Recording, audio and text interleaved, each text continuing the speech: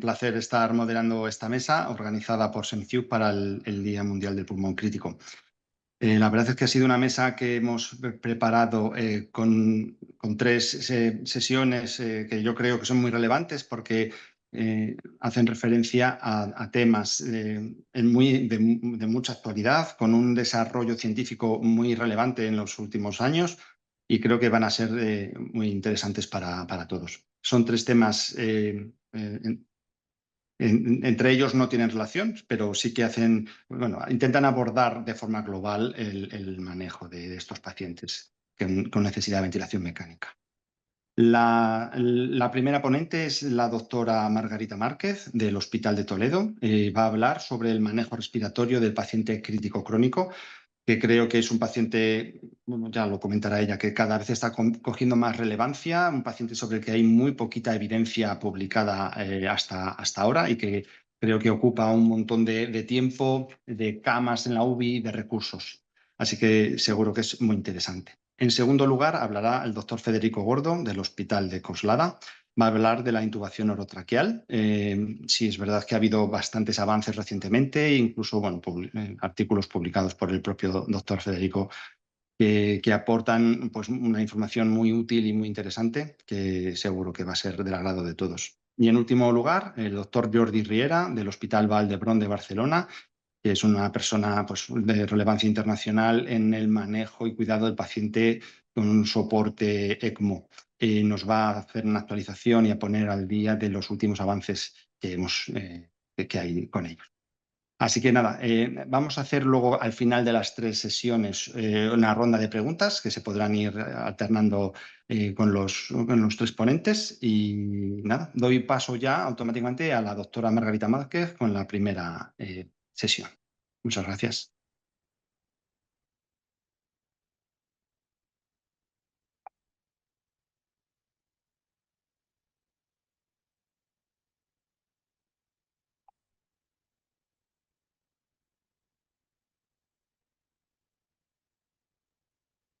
Buenas tardes a todos.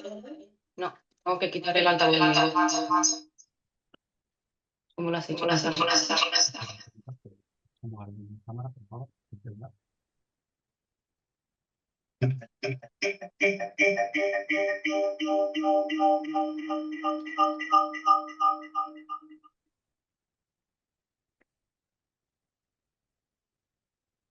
Vale, creo que no sé si me oís ahora porque estamos teniendo problemas con el audio. Ya. ¿Alguien me puede...? Correctamente la cámara de celular para poder ver. ¿La? La cámara de celular porque no puedo.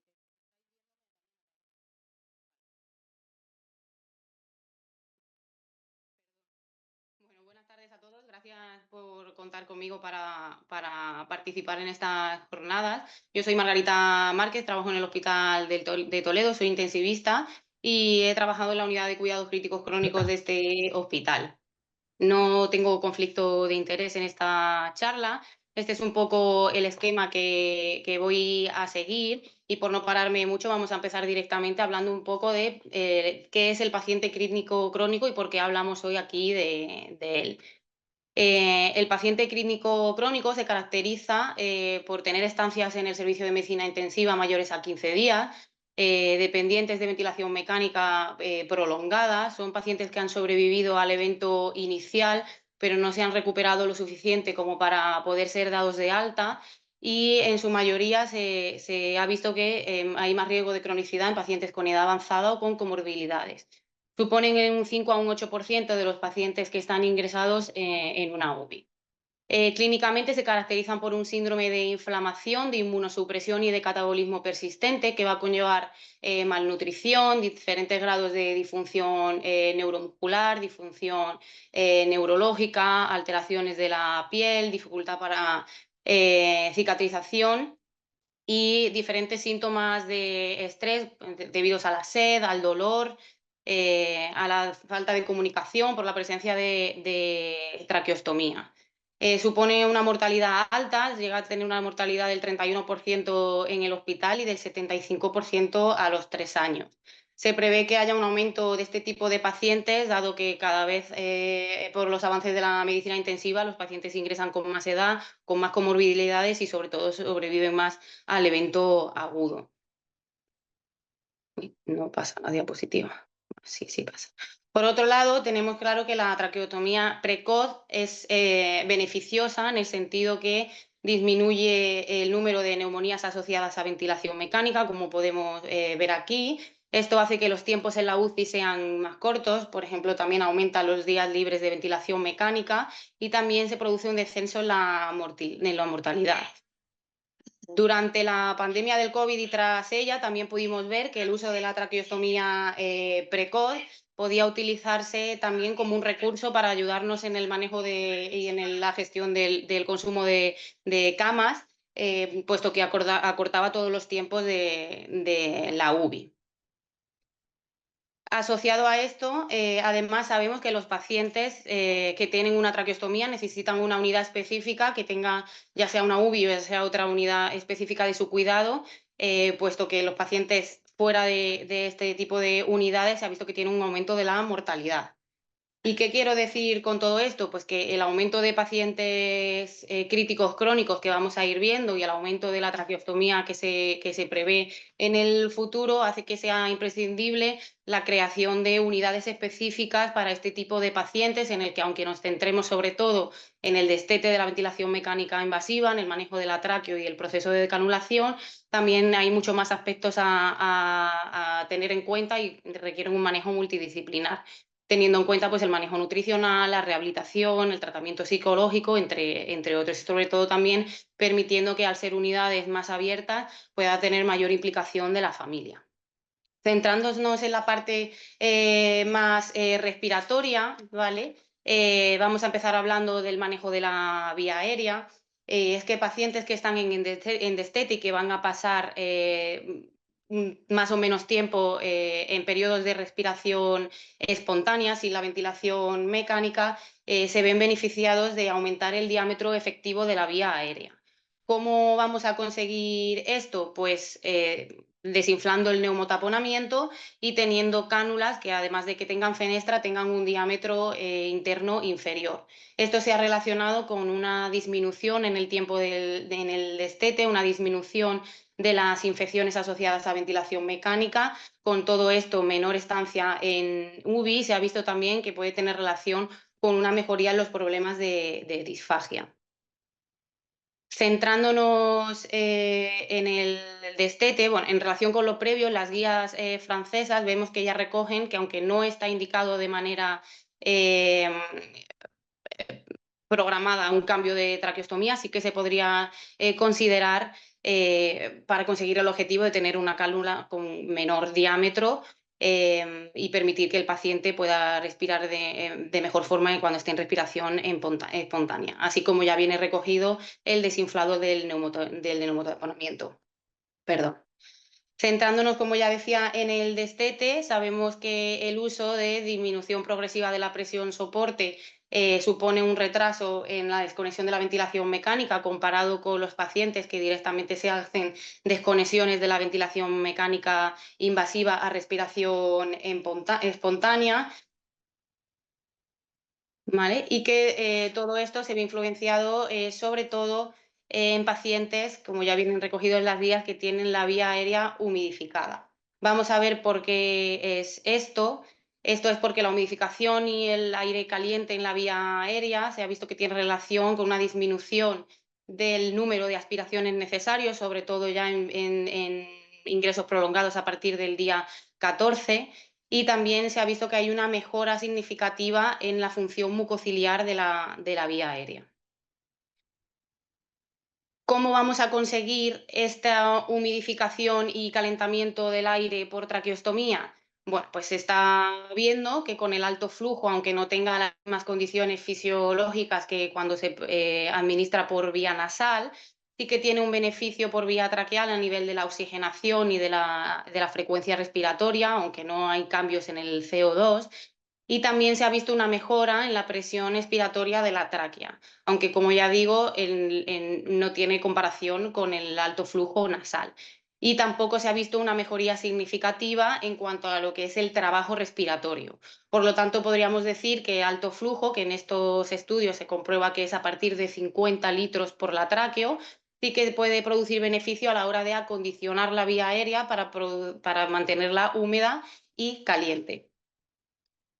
Centrándonos ya en el paciente que está destetado de la ventilación mecánica y que vamos a llevar al proceso de canulación, he querido poner este consenso, aunque es algo más antiguo, para destacar el papel que en ellos recoge el poner un tapón en la vía aérea. Digamos que el proceso de canulación va a ser parecido a como era por aquel entonces, pero ya el tapón, ahora lo vamos a hablar, no me voy a parar mucho más porque la charla ya no estaría indicado. En las guías viene recogido la indicación de un estudio endoscópico de la parte faríngea y laringia de la vía aérea de los pacientes antes de decanular a todos los pacientes. Esto supone, obviamente, costes elevados, supone que además tenga que haber expertos en esta técnica en nuestras unidades o al menos en nuestros hospitales, y quizás no sea necesario en todos los pacientes, como ahora vamos a ver. Hablando del tapón en la cánula, ¿vale? Se vio que se producía un retraso en la decanulación de los pacientes con respecto a lo que se miraban otras variables, como por ejemplo la necesidad de aspiraciones en la traqueostomía. Cuando un paciente tiene menos de 2 aspiraciones por turno, es decir, cada 8 horas, puede estar preparado para la decanulación sin necesidad de poner el tapón. Este estudio, además, se hacía una maniobra previo a aleatorizar a los pacientes, que consistía en tapar un momento la cánula y ver si el paciente es capaz de fonar, es decir, no se objetiva obstrucción en la vía aérea, es capaz de deglutir y tiene fuerza para toser. Por eso, quizás no es necesario un estudio endoscópico en todos los pacientes si son capaces de, con una simple maniobra, de tapar la cánula con nuestra mano o con un tapón momentáneo, de objetivar que no hay obstrucción de vía aérea, no haría falta hacer este estudio endoscópico. Yendo a la parte de rehabilitación, más concretamente, que es el siguiente punto, quería destacar 2 artículos en los que se objetiva que, aunque sí que hay beneficios, por ejemplo en este hay beneficios a nivel cognitivo, no solo a largo alcance al año del ingreso, sino también durante el propio ingreso, porque disminuye la duración del delirio. No se ha visto que haya un acortamiento en los tiempos de la UBI, ni en la duración del ventilador, ni en la duración del ingreso en UBI, y sí que tiene cierto grado de efectos adversos. En este New England, efectivamente, no se ve efectos beneficiosos en cuanto a días de ingreso en UBI, tampoco se ven efectos en la mortalidad, pero sí que se encontraron importantes efectos adversos que se vieron significativamente en los pacientes que se les movilizaba precozmente. También cabe destacar que la movilización precoz que se hace en este estudio quizás es demasiado agresiva y se llegaba a producir fatiga en los pacientes.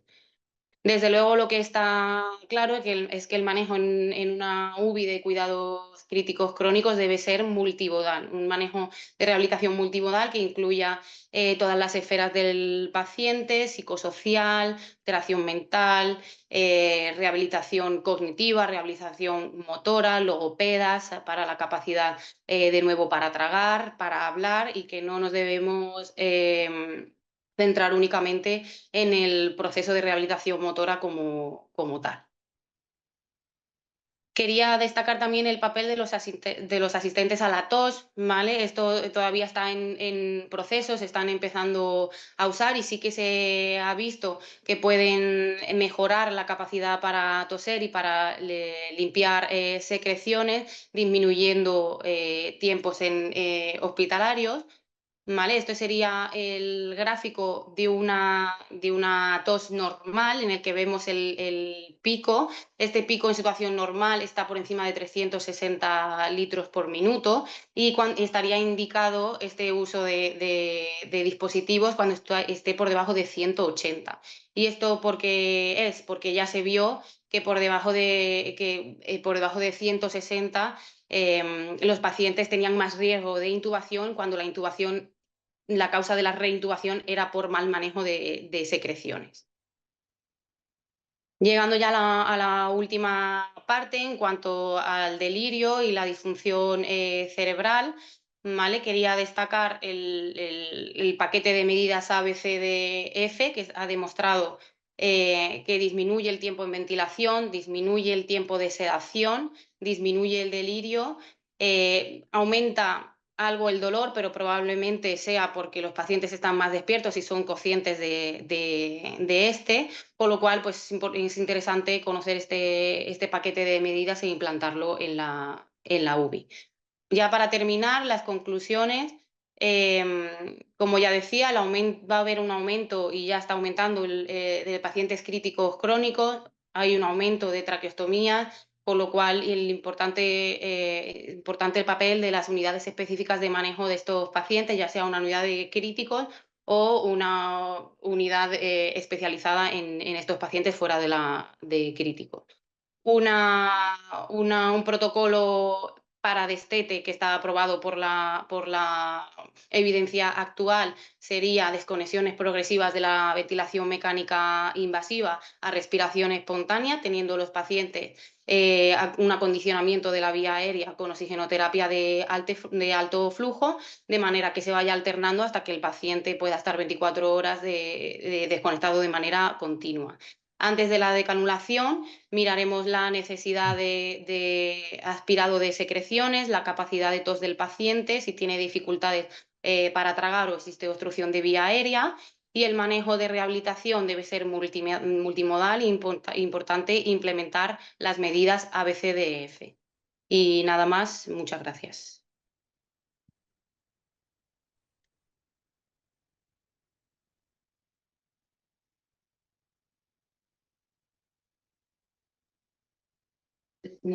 Déjale compartir.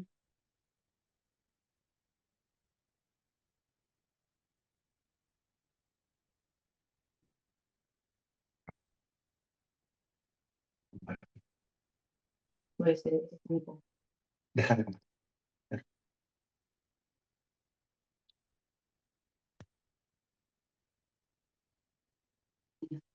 Ya. Vale, perfecto. Pues damos paso a la siguiente ponencia por el doctor Federico Gordo. Bueno, hola a todos. Muchas gracias por la invitación a este importante evento en el que estoy encantado de participar con colegas de todo el mundo. Y el tema que me han encargado de hablar es un tema que a veces en las UCIs teníamos un poco de lado y que cada vez cobra más importancia, que es el tema de la intubación en UCI para ver en qué momento nos encontramos dónde nos encontramos en este momento. Realmente los antecedentes que había hace poco tiempo sobre esto es que la intubación en el paciente crítico sabíamos que es un proceso complejo, que en relación fundamentalmente con su situación clínica y con una cosa muy importante, que no hay gran tiempo en muchas de las ocasiones para hacer una evaluación previa, ¿no? Sabemos que esto es peor en situaciones de hipoxemia, en situaciones de inestabilidad hemodinámica, quizá en bajo nivel de conciencia y sobre todo marcado por la emergencia en la intubación. El primer estudio, uno de los estudios que ponen de manifiesto la importancia de esto en las UCIs, es un estudio realizado en Francia en 67 hospitales, con intubaciones en paciente crítico no necesariamente realizadas en UCI, donde ya describieron una incidencia de parada cardíaca en el momento de la intubación cerca del 3% y describieron cuáles eran los factores de riesgo asociados de forma independiente con la mortalidad o con la aparición de parada y complicaciones graves en el momento de la intubación. A partir de aquí, y para disminuir los riesgos asociados a la intubación, se han descrito diferentes elementos que tienen el objetivo fundamental de conseguir una mayor tasa de intubación al primer intento para así conseguir disminuir la aparición de complicaciones. Entre ellas están algunas técnicas como el uso de guías, frobas o diferente material para permeabilizar la vía aérea y la utilización de diferentes instrumentos de videolaringoscopia. Y también se ha trabajado mucho en mejorar, y esto ha sido muy importante a mi juicio, la posición del paciente en el momento de la intubación, cómo hacer la inducción y la preoxigenación. Sin embargo, no había evidencia disponible muy importante y las guías de 2022 realizadas por la Asociación Americana de Anestesia lo que hizo fue buscar mecanismos para potenciar la intubación en el primer intento. Ya empezó a trabajar con buscar formas que nos permitieran limitar el número de intubaciones para así intentar mejorar el pronóstico. En este contexto, nosotros realizamos un estudio, el estudio INTUPROS, que publicamos en Critical Care, que es un estudio nacional realizado en España, en el que lo que buscamos fue conocer en nuestro medio y en el mundo real, en un estudio prospectivo, las complicaciones asociadas con la intubación, ver cuáles eran los factores de riesgo asociados con la aparición de complicaciones, analizar el impacto de estas complicaciones en el pronóstico y ver qué factores se asociaban con el éxito en la intubación en el primer intento. Para eso diseñamos un estudio prospectivo multicéntrico con el aval de nuestra sociedad científica, con el aval científico de SEMICIUC, y se hizo un periodo de inclusión de 6 meses, que no fue el mismo en todas las unidades, sino que en cada centro podían escogerse un poquito estos 6 meses. Este estudio comenzó en 2019 y ¡pum!, nos coincidió el COVID. Con lo cual, en este estudio de intubación están incluidos pacientes con COVID, lo cual le da un valor ciertamente algo especial. El estudio se registró, pasó a los comités de ética de cada centro y un poco los criterios de inclusión eran pacientes adultos y se excluía todas las extubaciones que se realizaban fuera de la UCI o intubaciones que se realizaban ya en el seno de una parada cardíaca. Con lo cual buscábamos las intubaciones específicamente realizadas dentro de las unidades de cuidados intensivos.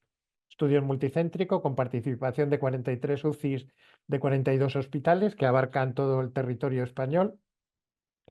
Y en el diseño lo que establecimos como objetivo principal fue describir cuál era la incidencia de complicaciones mayores, fundamentalmente buscando como complicaciones mayores la inestabilidad hemodinámica con la definición que podéis ver aquí, ¿no? Estas complicaciones mayores las teníamos en cuenta cuando sucedían en los 30 minutos siguientes a la intubación, la hipoxemia severa o la aparición de parada cardiorrespiratoria. Y como objetivos secundarios, pues la aparición de otras complicaciones menores y la relación con el pronóstico de la aparición de complicaciones y sobre todo también ver los factores de riesgo o factores que estaban asociados con el éxito en la intubación o no en el primer intento que se realizaba. La muestra fue con de 1.837 pacientes analizables. Aquí veis las características. No me da tiempo de describir todo el estudio, claro, pero podéis ver que son pacientes característicos de los que ingresamos en las UCIs, iba a decir en nuestro país, pero en todo el mundo, con un índice de masa corporal de 27, un SOFA en el día de la intubación de 6 y en el ingreso al UCI un SOFA mediano de 6, con un Apache 2 de 19 y un Macocha, 19% de los pacientes tenían un Macocha superior a 2, lo que predecía dificultad en la intubación. La mayor parte por el diseño del estudio, la mayor parte de los pacientes eran de tipo médico, el 80%. La mayor parte, un 45%, el motivo de ingreso en UCI era insuficiencia respiratoria, aunque veis que hay diferentes causas, y un 17%, 312 pacientes fueron en el seno de la pandemia de COVID. La mortalidad en UCI global fue del 35% y la mortalidad hospitalaria 40%, similar a la descrita en la mayor parte de las series de los pacientes con ventilación mecánica, además intubados en UCI, es decir, en episodios de insuficiencia respiratoria. Pues lo que vimos fue una tasa de complicación mayor del 40%, siendo la complicación mayor que nosotros detectamos la aparición de hipotensión asociada al procedimiento en un 26% de los casos. Hipoxemia en el 20%, paradas cardíacas vimos en aproximadamente un 2% y solo un 1% de fallecimiento asociado al momento de la intubación. Muy importante es que la mortalidad en UCI fue superior significativamente, tanto la mortalidad en UCI como la mortalidad hospitalaria, en aquellos pacientes que tuvieron una complicación mayor en el momento de la intubación. Es decir, esto habla más en favor de mejorar nuestras técnicas para intentar reducir al máximo la aparición de complicaciones mayores, aunque hacerlas desaparecer a cero como hacemos en los programas cero de infecciones, es realmente complicado, también en las infecciones.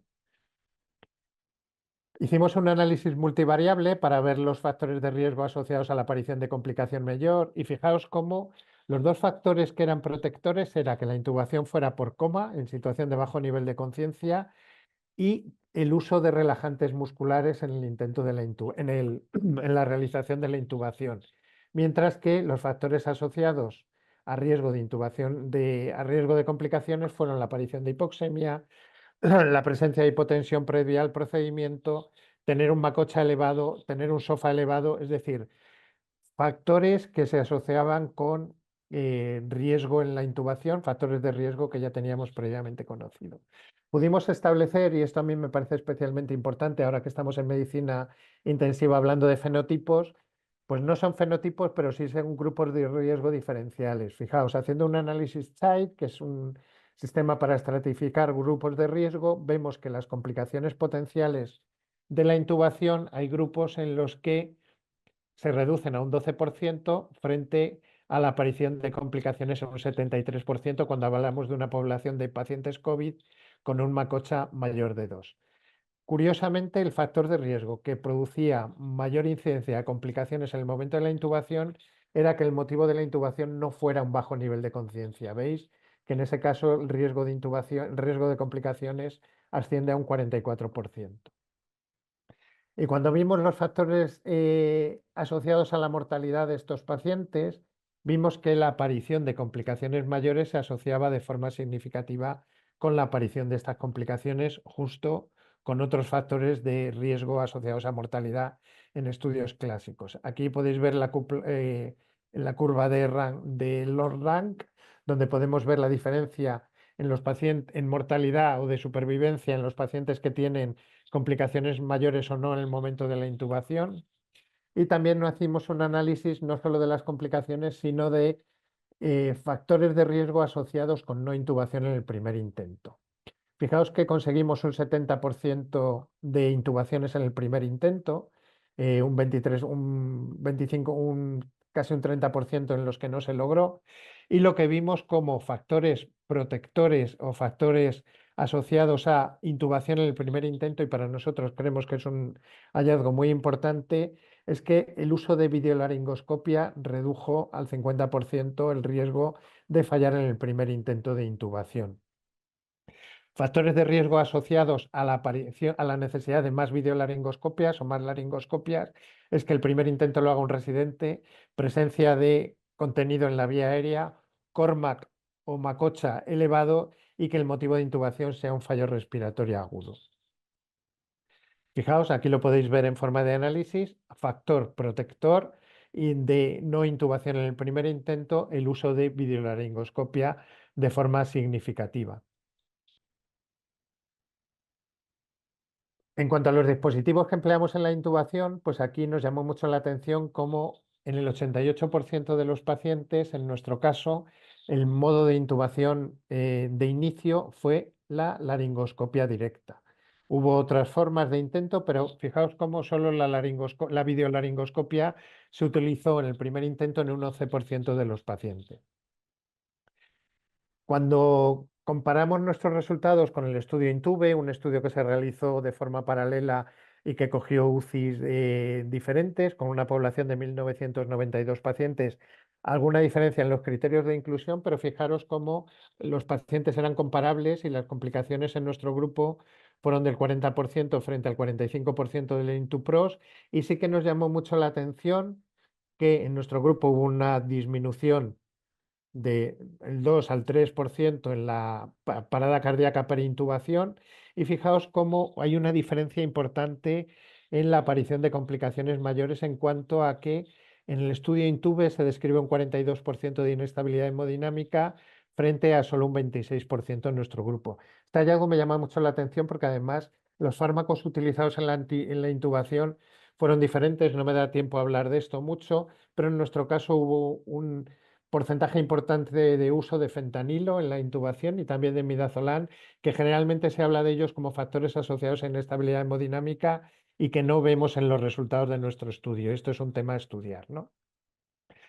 También nos llamó la atención que en nuestro caso se utiliza muy poco o en un porcentaje bastante menor los dispositivos tipo Froba o estilete para la intubación y también el uso de la videolaringoscopia, de la capnografía, perdón, que en nuestro caso solo se utiliza en la intubación en un 10% de los casos, porcentaje que sin duda debe subir, ¿no? El uso de videolaringoscopia fue similar en los dos estudios. Es decir, nosotros lo que hemos visto es que un 40% de los pacientes tienen complicaciones mayores asociadas a la intubación y que esto puede ser un factor de riesgo de mortalidad, que la intubación en el primer intento se asocia con una disminución del riesgo de complicaciones mayores. Es importante seguir trabajando en este campo y que claramente vemos que la videolaringoscopia disminuye el riesgo de no intubación al primer intento.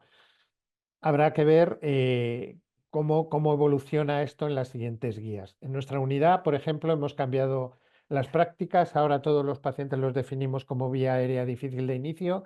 Tenemos diferentes planes y usamos videolaringoscopia en todos los pacientes. Diferentes tipos de videolaringoscopios. Hay un metaanálisis muy reciente que hasta ahora no estaba claro el papel de la videolaringoscopia y entonces ellos comparan la laringoscopia directa frente a la videolaringoscopia y lo que ven es que claramente se asocia en este metaanálisis con una disminución del riesgo de no intubación en el primer intento, pero sin embargo no establece una diferencia en la mortalidad. Han salido unas guías recientemente que son las guías de la STIM, que se basan en un análisis Delphi y que trata diferentes puntos en cuanto a la intubación. Habla, y esto es muy importante en la definición, de vía aérea fisiológicamente difícil, y yo creo que este criterio tenemos que evolucionar y pensar que en el paciente crítico, independientemente de donde se encuentre, toda vía aérea puede ser potencialmente difícil y como tal la debemos tratar. Y habla de la preparación del equipo, de la preparación de los dispositivos y cómo hacer la técnica para la intubación, cómo hacer el procedimiento y cómo manejar a los pacientes en la posintubación. Realmente este concepto es muy importante. Este es un resumen, un esquema magnífico con un resumen. Todos estamos de acuerdo en esta parte, todos estamos de acuerdo en la planificación y en considerar la vía aérea fisiológicamente difícil en cualquier escenario, en cualquier paciente crítico, y tenemos que tener un escenario preparado para tratar a estos pacientes.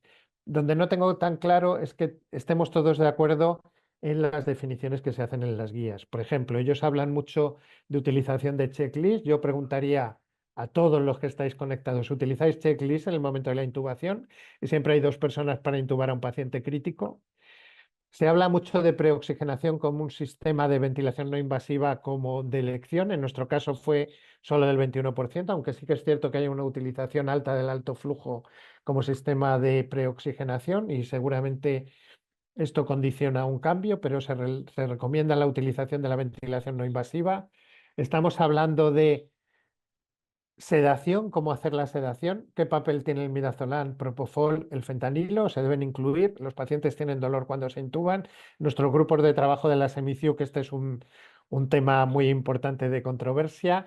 Y sobre todo la gran pregunta es, ¿hemos sustituido todos la laringoscopia por la videolaringoscopia y tenemos suficiente evidencia para disminuirlo? Sabemos que evidentemente mejora la intubación en el primer intento.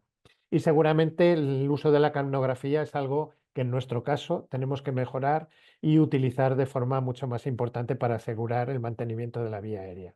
Tenemos mucho por investigar, yo creo que es un campo muy importante. Tenemos que identificar barreras y hacer programas de formación para mejorar los resultados e intentarlas disminuir las complicaciones mayores asociadas a la intubación, que no van a llegar a cero, pero teniendo planes, esto claramente creo que lo podemos mejorar.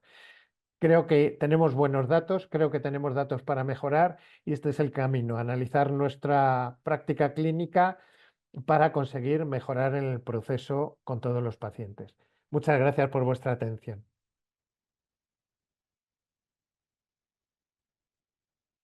Muchas gracias, Federico. Damos paso entonces a la tercera ponencia por el doctor Riera. ¿Cómo estáis? ¿Qué tal? Primero, gracias por invitarme a participar en este evento científico extraordinario, a mi juicio.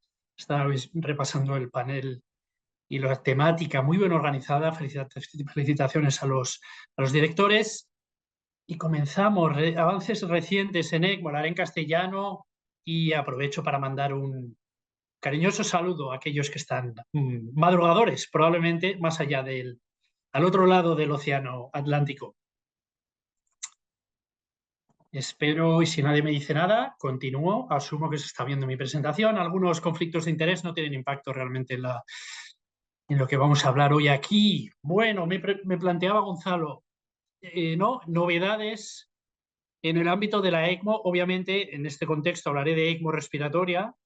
Y esto es un aquel porque realmente en los últimos 2 años, sobre todo, ha habido publicaciones muy interesantes cambiando e impactando realmente la asistencia al paciente crítico cardiovascular, sobre todo enfocadas a ECMO circulatorio, en shock cardiogénico, parada cardiorrespiratoria, ECMO RCP, pero también hay algo respiratorio sin duda y hay novedades. Claro, novedades es una palabra inespecífica quizá, ¿no? De novedades se me pasó por la cabeza, cojo PubMed 2024, miro los artículos que hay y los suelto con cierto análisis crítico, pero me pareció un poco elegante, ¿no? Y poco provechoso, sobre todo para vosotros. Entonces, al final, fijaros, esto es lo que vamos a ir avanzando así. Primero voy a establecer un basal más o menos sólido, del cual partiremos para hablar de las novedades. Me ha parecido eso lógico, 2 diapositivas para esto. Y luego iríamos analizando todo esto, ¿vale? Paso a paso, con mayor o menor profundidad en función de mi juicio de la importancia que tiene en el ámbito asistencial y en el ámbito científico y sobre todo ¿no? en el aspecto particular de la asistencia con ECMO venoso en el paciente con distrés o disfunción respiratoria, ¿vale? Y unas 2 diapositivas al final para hablar rápidamente, si tengo tiempo, del futuro de este ámbito, ¿no? ECMO en el distrés, insuficiencia respiratoria. ¿Cuál es el basal? ¿Qué es lo que yo entiendo que todo el mundo aquí, ¿no? La mayoría de nosotros entendemos de distrés? Siempre vamos directamente a la evidencia, a pesar de que el racional es un pequeño paréntesis, el racional siempre tiene que estar ahí, a mi juicio. Lo veremos durante la presentación esta cuestión también. ¿Cuál es la evidencia? 2 randomizados, tenemos 4, 2 recientes entre comillas, de nuevo, ¿no? La palabra reciente, donde pones el límite. 2009 Lancet, estudio César. 2018 New England, estudio Eolia. Con esos 2 estudios salen estas recomendaciones, sí que recientes, de la Sociedad Europea de Medicina Intensiva. Al final, voy a intentar quitar mi cámara para poderlo ver. Ya lo veo. Fijaros, resumiendo mucho, al final, fijaros aquí arriba, me voy a focalizar en ECMO, no voy a entrar en ECOR, que es otro mundo. Dejo esta perlita aquí en ECOR. 2023 Guidelines Recommend Against ECOR in ARDS. Puede ser un tema de discusión posterior, si tenemos tiempo. Al final, en ECMO, 2023 recomienda ECMO en pacientes con distrés grave, con puntos de corte de PAFI que utilizaron en el estudio de Eolia, o al menos indicaciones de la Eolia, que fueron 3, había 3 indicaciones, esto es relevante, ya lo veréis, 2 relacionadas con oxigenación, PAFI de 50 en más de 3 horas, PAFI de 80 en más de 6 horas, y también un tercero, del cual hablaremos después, relacionado con acidosis respiratoria. Recomendación, cuidado, strong recommendation, moderado para distrés no relacionado con COVID, menor evidencia, recomendación fuerte también para distrés relacionado con patología COVID. Este es el basal, este es lo que sabemos a nivel científico, bastante sólido. Voy un poco al racional, y es que, fijaros, a pesar de que la indicación de ECMO se basa en criterios gasométricos, el beneficio del paciente no viene derivado a que efectivamente la máquina es muy eficaz. La sangre que entra tiene una PO2 de 50, 40, sale con una PO2 de 500. La máquina es muy eficaz en términos de intercambio gaseoso, pero la repercusión del paciente no es eso, no es que suba la saturación, no, en absoluto, es que el sistema permite bajar la agresión de la ventilación mecánica, minimizar ese insulto extra que se lleva un pulmón ya distresado, por lo que sea, una sepsis abdominal, una neumonía, etc. Fijaros, en esta publicación, este es Mechanical Power, no está relacionado con ECMO, solo con distrés, ventilación mecánica. Cuando vas bajando el Mechanical Power, el ratio de mortalidad baja. Pues fijaros, con ECMO esto lo podéis llevar hasta el infinito hacia la izquierda, ¿no? Incluso retirando la ventilación mecánica. Y el paciente se beneficia de ECMO venoso por este motivo prioritariamente, ¿de acuerdo? Este es el basal sobre el que empezaremos a navegar. Y haciendo un link con esto, un poco a mi juicio en este sentido, aparte del impacto que tiene el poder bajar el ventilador en pacientes distresados en los que asistes con ECMO venoso, hay otro beneficio clarísimo a mi juicio, que es que permite esto. ECMO permite, navegaremos un poco en profundidad, no tenemos tiempo, mucho tiempo, pero en cierta profundidad en esto. ECMO permite despertar, retirar la la relajación neuromuscular, la analgosedación, incluso extubar al paciente, que esté despierto, independientemente de que su patología respiratoria no esté resuelta. Aquí veis vídeos de pacientes en los cuales tienen afectación pulmonar, pero la compensación de este aumento del trabajo, ¿no? del consumo de oxígeno relacionado con la rehabilitación, en este caso de ambulando, lo compensas con ECMO. Y esto es imposible a día de hoy sin esta asistencia extracorpórea. Y yo creo que esto tiene un impacto muy relevante en los pacientes, quizá no a corto plazo. De hecho, la enfermería lo sabe muy bien, cuando empiezan a hacer esto, taquicárdicos, desaturan en cierto grado, etcétera, hipertensos, pero tiene un impacto después, como en el ámbito de la recuperación de su vida normal de estas personas. Y yo creo que esto es un mensaje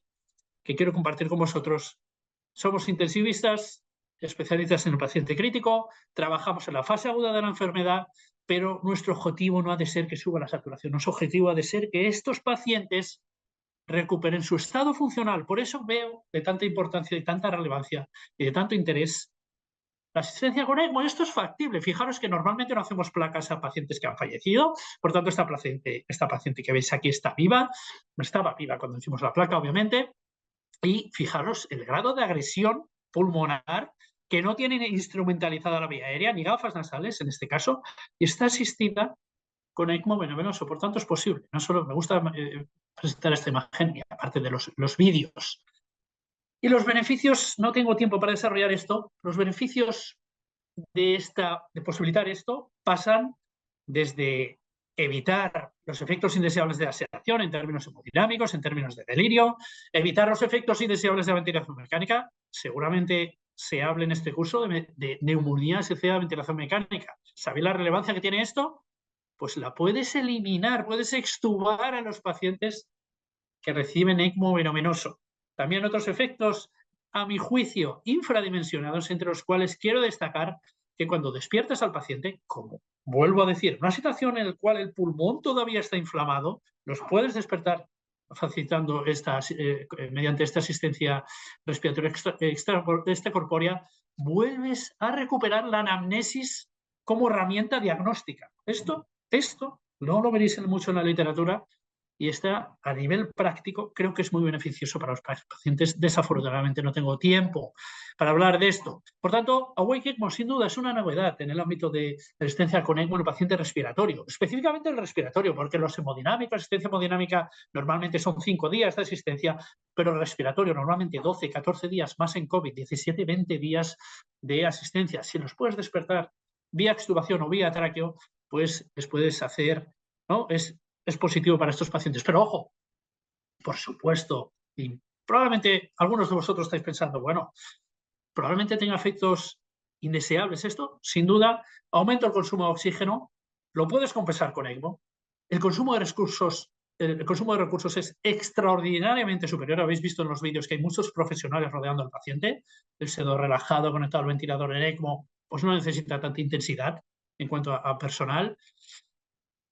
Éticamente conflictivo a veces, lo digo porque hemos tenido casos de pacientes despiertos, ECMO venoso, patología pulmonar irreversible, no candidatos a trasplante de pulmón, que les hemos tenido que comunicar, totalmente conscientes y haciendo vida intraúcio, obviamente, les hemos tenido que comunicar que los teníamos que desconectar porque no tenían solución y han fallecido. Esto es, a nivel ético, es obviamente muy estresante, si me permitís la expresión, para el equipo, ¿no? Y otros efectos o parte oscura de esta propuesta. Uno de ellos, que creo que tiene relevancia en este contexto científico, es el riesgo de precisamente exacerbar la inflamación pulmonar por permitir la ventilación, a veces enérgica, de estos pacientes. Y esto, si hablamos de novedades, es un motivo de estudio en diferentes ámbitos yo creo que está bastante desarrollado en el ámbito del laboratorio animal, el controlar este reflejo de Henning-Breuer que está presente diciendo que respira el paciente a pesar de normalizar la gasometría del paciente por la inflamación del propio pulmón. Y esto, a nuestro juicio, a mi juicio, a nuestro juicio, a nuestro programa, es deleterio para el pulmón. Por tanto, esto es una novedad que es uno de los focos de investigación más importantes en ECMO como asistencia respiratoria. Y en el ámbito clínico ya hay propuestas de solución. Una de ellas es el bloqueo neuromuscular parcial. Esta es una aplicación de 2017. En esta población no está relacionada a la ECMO y de hecho están sedados, conectados a ventilación mecánica en modalidades espontáneas. Sin poder entrar en mucho detalle, van administrando, en este caso, rocuronio, luego una perfusión, y lo que ven es que se mantiene la ventilación espontánea, pero se baja precisamente este trabajo respiratorio excesivo. Y de hecho ese bloqueo neuromuscular parcial ya estaba definido en 1980 en esta publicación muy interesante, la dejo ahí, no voy a entrar, por falta de tiempo, en este caso en voluntarios sanos. Es muy recomendable su lectura. Y luego, quizá algunos de vosotros diréis, bueno, pero esto que me está contando el doctor Riera, ¿qué evidencia hay detrás? La evidencia que hay es débil. Es débil. El racional es muy potente, la evidencia es débil. Y con la ambición de aportar evidencia, hemos hecho este estudio que se denomina IMOPTEP. Resumiendo mucho, es un retrospectivo de los pacientes COVID durante la primera parte de la pandemia. Hacíamos lo que podíamos, digamos, y no despertábamos tanto a los pacientes. Lo hacíamos en algún paciente, lo podéis ver aquí. Este es el grupo control. Ahora os explicaré el estudio. Podéis ver aquí, Awake ECMO at Anytime, 20% de los pacientes. En la segunda parte de la pandemia, en el 90%, un poquito menos del 90%, establecíamos un protocolo REST-AWAKE. Y esto es un punto diferencial. Yo creo que en nuestro centro, nuestro centro es lo que aplicamos porque es lo que interpretamos de la literatura, de la evidencia, de nuestra experiencia, es que tiene que haber un periodo inicial de rest, de reposo pulmonar, en el cual pues es tiempo de evitar presión transpulmonar, ¿no? Variaciones muy importantes de presión transpulmonar por negativización de la presión pleural, por tanto, control de estas respiraciones enérgicas, vía balón esofágico, fibros, TACs, laboratorio de micro, cuidado de ese pulmón, y luego de traqueostomizar, en nuestro caso, traqueostomía precoz, y despertar al paciente. Bien, con este protocolo comparamos, sí que es un bachiller histórico, podemos entrar, primera parte de la pandemia, pues el perfil del paciente no es el mismo que la segunda parte, pero mirado desde muchas perspectivas, la supervivencia es superior en ese, bueno, la P no significativa, la supervivencia es superior, un paréntesis, COVID, distrés, ECMO, pacientes muy, muy graves, en nuestra serie supervivencia a casa, 75%, cierro paréntesis, incluso más, 82%, en aquellos que recibieron este protocolo.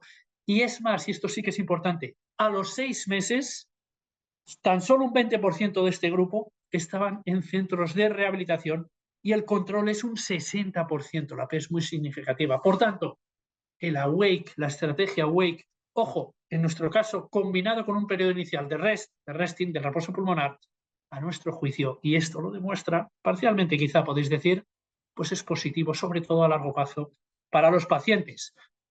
Con esta ambición también de generar evidencia en el AWAKE, también en este estudio publicado por nuestro grupo, es un estudio multicéntrico, liderado por nuestro grupo en el White Journal, vimos que en una serie de pacientes COVID que necesitaron ECMO por más de 30 días, la estrategia AWAKE estaba relacionada con una menor ratio de mortalidad. ¿Vale? Os lo dejo aquí porque obviamente no tenemos mucho tiempo. Sin duda esto es una novedad.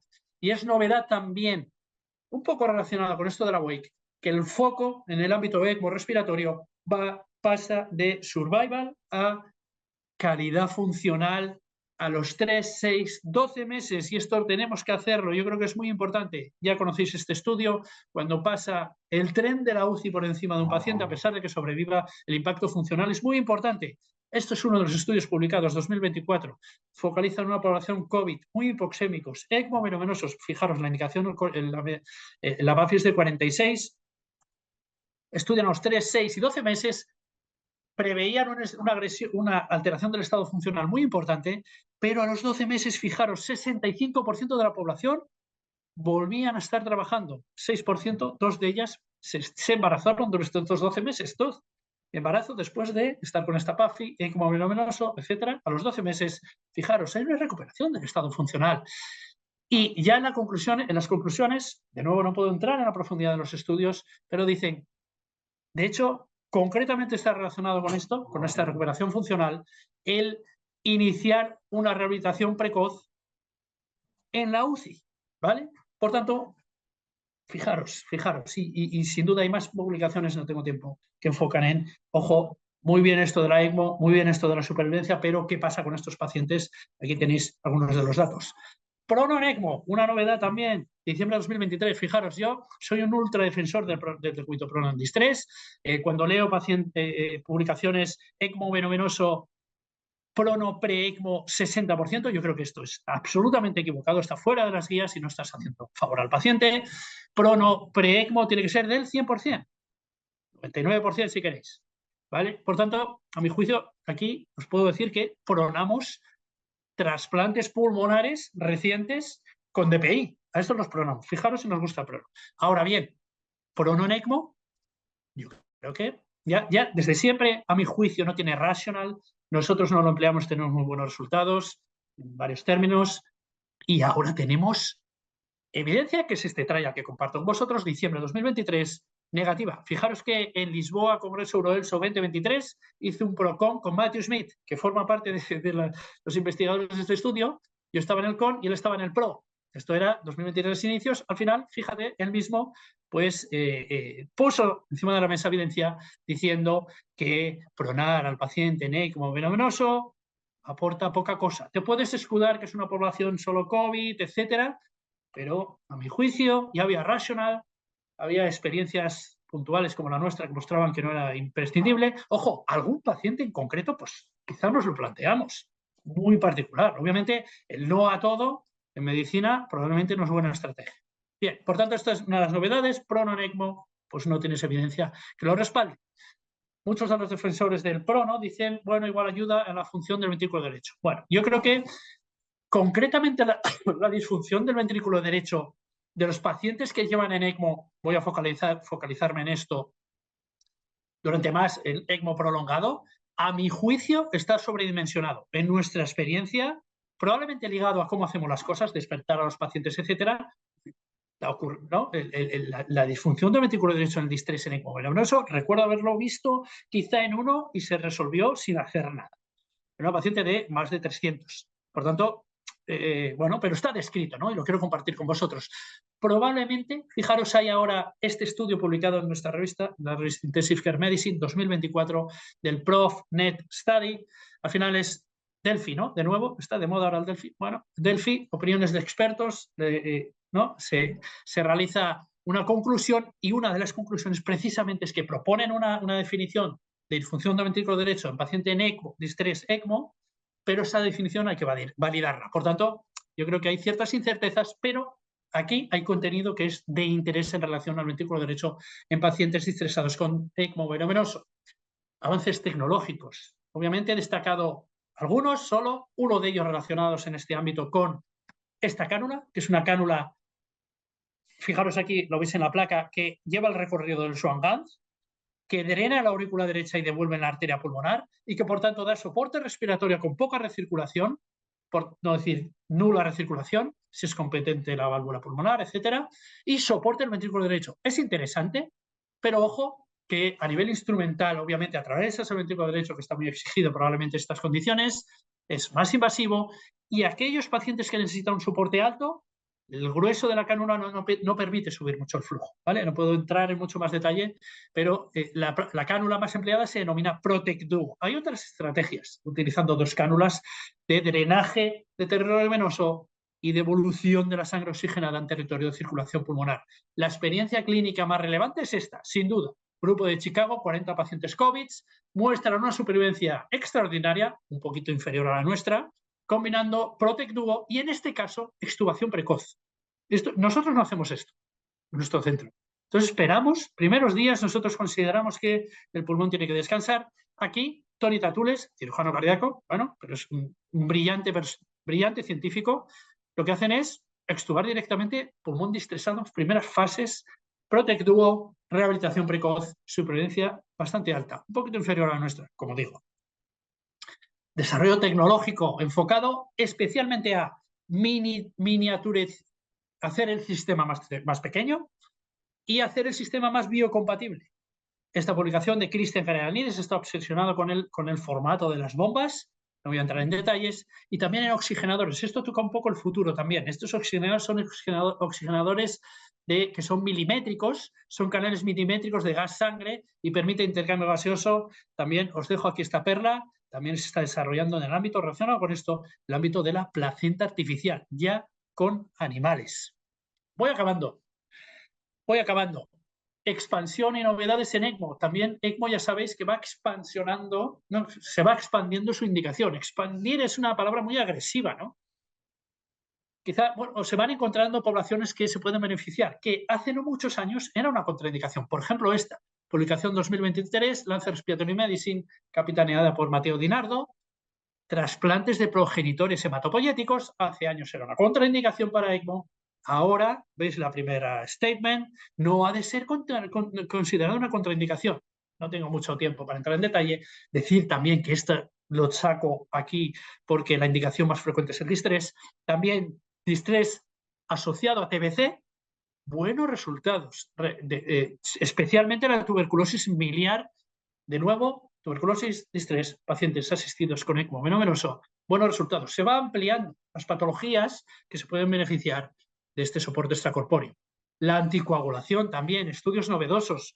Este es uno de ellos, muy interesante, 2022 ya, Intensive Care Medicine. Hemorragia, trombosis, los dos son frecuentes. Más frecuente la trombosis, más mortal el sangrado. Trombosis y hemorragia a nivel del sistema nervioso central, un impacto brutal, obviamente y lógicamente, en la supervivencia. A nivel de anticoagulación, la tendencia, no hay un gol estándar y sigue sin haber un gol estándar. Ya es el ROTEM, el trombolastograma, el bivalirudina, el gatroban. Bueno, yo os comento la tendencia. La tendencia global es ir más a los inhibidores de la trombina, ¿vale? Como anticoagulación de los pacientes en ECMO. La infección nosocomial, mucha publicación, un aumento en el interés tanto del mundo ECMO hacia la infección como del mundo de la infección hacia el mundo ECMO. Fijaros, Infectious Disease, un review de una combinación de infectólogos y ecmólogos, diciendo uno de mis mensajes que es, fijaros, no hay una definición estándar de infección nosocomial en ECMO, y es que el ECMO altera los signos habituales de infección en el paciente crítico. Por tanto, nos es difícil identificar una infección nosocomial. Otra publicación relacionada, voy muy rápidamente en esta, es esta, ECMO Central. Esto es en pediatría, ahora estamos encontrando definiciones en el paciente adulto. Entre ellas, definiciones de procesos infecciosos. Otra propuesta, publicada este año, fijaros, por eso digo de la creciente expansión e interés en ECMO, y concretamente infección nosocomial en ECMO, de la International Society of Heart and Lung Transplantation, proponiendo otras definiciones. Hay proyectos activos en el momento actual, Delphi, de nuevo, neumonía asociada a la ventilación mecánica en el paciente con ECMO, bloodstream infection en ECMO. Tan solo os pongo aquí dos de los estudios que estamos llevando a cabo. Este a nivel multicéntrico, INFECMO. Recordar que la infección es más frecuente en pacientes con ECMO venominoso por el hecho de que las ECMOs venominosas son más largas. Lo dejo ahí.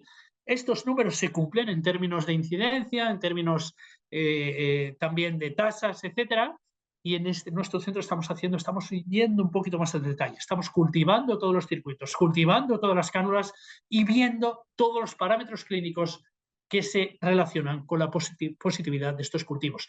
¿Y tiene importancia la infección nosocomial? Extraordinaria. Esta es tan solo una publicación, 2024, Critical Care, diciendo que la infección nosocomial en paciente en ECMO aumenta la mortalidad hospitalaria en un 37%. Fijaros. Y esto también tiene impacto en la infección nosocomial porque el tratar estas infecciones es difícil en pacientes en ECMO porque el propio sistema altera el PKPD de los antibióticos que podemos usar. Y esto está resumido muy bien en este review con un grupo que también colaboró, con el cual también colaboramos, publicado 2024, acabo ya con 2 diapos, el futuro, muy rápidamente. Yo creo que es este.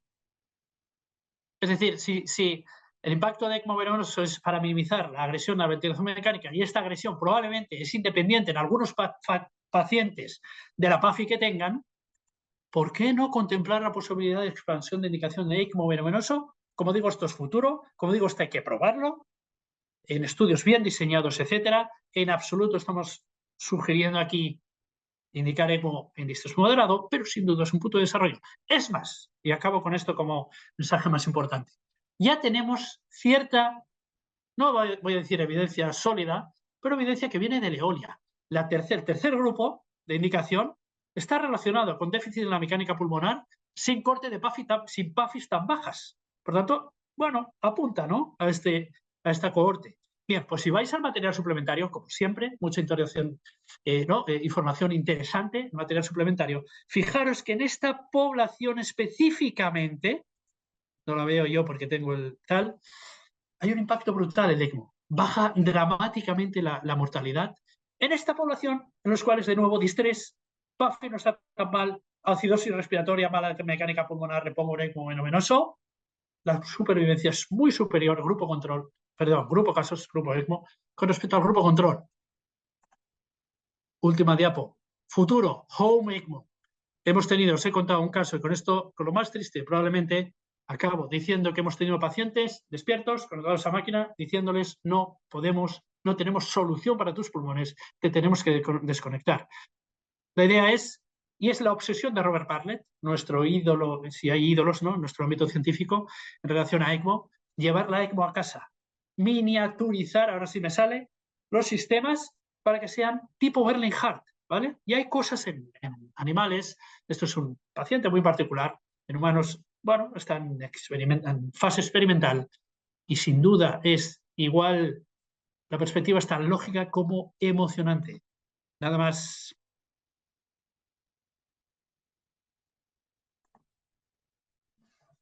Pues muchas gracias a los tres por vuestras excelentes presentaciones. Nos hemos pasado un poquito de tiempo y tenemos pues un par de minutillos para hacer alguna pregunta. Había salido en el chat una pregunta al doctor Federico Gordo sobre la inducción anestésica en la intubación y el empleo de la ketamina. No sé si, Federico, ¿quieres comentar alguna cosa? Sí, bueno, la inducción anestésica yo creo que hay cierta controversia. De hecho, el grupo español, ya no solo con la ketamina, sino también con la utilización o no de sedación, de analgesia asociada en el momento de la intubación. Y es una controversia con otros grupos que es muy interesante. En el caso de la ketamina, claramente está indicada, tiene una indicación y viene en las guías su utilización como una medida además que se preconiza para disminuir la incidencia de complicación, fundamentalmente la hipotensión, que como he comentado con el doctor Benalcázar, y creo que nosotros la llevamos usando mucho tiempo, que usamos ya que también en la sedación de pacientes quemados hace muchos años y es un fármaco que hemos utilizado siempre. Quizás todo el mundo este de la farmacología en el momento de la intubación va a recibir cambios en los siguientes estudios y veremos cuáles son los agentes mejores, ¿no? Pero la ketamina es uno de los indicados, por supuesto. Muy bien, muchas gracias. Muy bien. Quería comentarle a la doctora Margarita Márquez un poco que si puede desarrollar un poquito el uso del Cofasis, porque me parece algo muy novedoso y si es verdad que no hay mucho desarrollo. Un poco qué indicaciones considera las más útiles para el cuidado del paciente crítico crónico. Sí, no sé si se me oye ahora porque antes estaba teniendo problemas de audio. Vale. Sí, bien. Bueno, pues es un uso muy interesante, puede ser en la prevención de infecciones, de neumonía, que está en proceso de estudio, y está viendo también si puede sustituir a las aspiraciones manuales de enfermería. Muy bien. Pues, oye, Jordi, me ha encantado la charla. Sí que te quería comentar, yo creo que un poco respecto a la Wake ECMO, que es una de las líneas, yo creo que de desarrollo más interesantes que hay, para centros que tienen un volumen bajo, en el que la principal indicación de veno-venoso es distrés respiratorio, un poco, ¿qué selección de pacientes crees que podría haber para lanzarse a intentar una Wake ECMO indicado en distrés? No sé muy bien si podrías hacer una recomendación para centros con menos experiencia que vosotros, claro. Gracias por la pregunta y gracias. Primera recomendación es concentrar a los pacientes en venoso, tienen que estar en centros de alto volumen. Segunda, si no, se puede hacer un mentoring con un centro de alta experiencia. Segundo, hay que garantizar la seguridad del paciente. Ya habéis visto en las imágenes, queda muy bien, ¿no?, mostrar los vídeos, pero ya veis que necesitamos 4 o 5 personas alrededor del paciente. Si no puedes garantizar ese soporte, mi recomendación es no hacer awake ECMO con tanta intensidad, ¿no? Estaba la paciente deambulando. Sin duda, en fase inicial, si el centro no tiene un recorrido de experiencia notable, en fase inicial yo sería muy conservador. Sería muy conservador e invitaría más a los oyentes a apostar por el reposo pulmonar y que ese pulmón se desinflame. La clave y la pregunta es el punto de corte a partir del cual, los criterios a partir del cual tú empiezas a despertar al paciente. Nosotros utilizamos mejoría de compliance y que se aclare un poquito la placa de tórax. Yo creo que es factible, lo pueden hacer los centros entrenados, expertos en el paciente crítico respiratorio, y a poder ser expertos en ECMO, como digo, es una indicación concentrar los ECMO, especialmente los respiratorios en centros de alto volumen. Si ese contexto se da, yo creo que todos los pacientes venosos se pueden beneficiar de una estrategia AWAKE. El contexto, por supuesto, hay que tenerlo en cuenta, priorizaría los recursos. Muy bien, muchísimas gracias.